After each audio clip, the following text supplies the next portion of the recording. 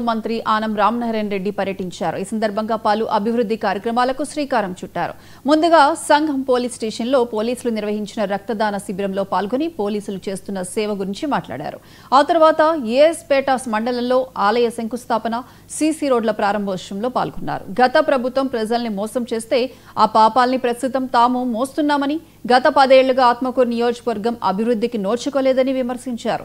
ఎన్నికల ముందు కూటమి ప్రభుత్వం ఇచ్చిన హామీలను ఒక్కొక్కటిగా నెరవేరుస్తున్నామని స్పష్టం చేశారు. మనం మోస్తున్నాం అనేటువంటి దాంట్లో ఎలాంటి తేడా లేదు. 10.5 లక్షల కోట్ల రూపాయల అప్పుతో ఈ ప్రభుత్వాన్ని గౌరవనీయులైనటువంటి మన ముఖ్యమంత్రి శ్రీ చంద్రబాబు నాయుడు గారికి, కూటమి నాయకత్వంలోని పవన్ కళ్యాణ్ గారికి, భారత ప్రధాని నాయకత్వంలోని బీజేపీ పార్టీకి అప్పచెప్పడం జరిగింది.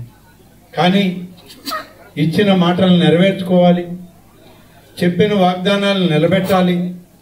అందులో మనం ఈ ప్రభుత్వంకి ఎన్ని ఇబ్బందులు ఉన్నా, మన మీద ఎంత ఒత్తిడి ఉన్నా, మనం కార్యక్రమాల్ని ముందుకు తీసుకెళ్లాలని చెప్పి చిత్తశుద్ధితో ముఖ్యమంత్రిగా ప్రమాణం చేసిన చంద్రబాబు నాయుడు గారు, ఆయనతోటి ప్రమాణం చేసిన మా అందరికి కూడా బాధ్యతలు ఇచ్చి, ఈ బాధ్యతల్లో మీరు ఎప్పటికప్పుడు పనిచేయండి, ఈ రాష్ట్రంలో ఉన్న వనరులను తిరిగి గ్రామీణ ప్రాంతాల ప్రజలకు, పౌరులకి అందేటట్లు చేయండి, మంచి కార్యక్రమాలు నిర్వహించండి అని చెప్పి ఆయన మాకు ఆదేశాలు ఇవ్వడం జరిగింది.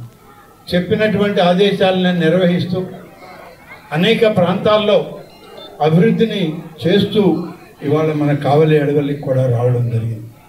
కావలి అడవలి నా నియోజకవర్గం. నా నియోజకవర్గంలో పెద్ద ఎత్తున అభివృద్ధి కార్యక్రమాలు చేయాలనేటువంటి దానిలో ఏ పరిస్థితుల్లో కూడా వెనక. కొండాపూర్లో జూబ్లీహిల్స్ కాంగ్రెస్ అభ్యర్థి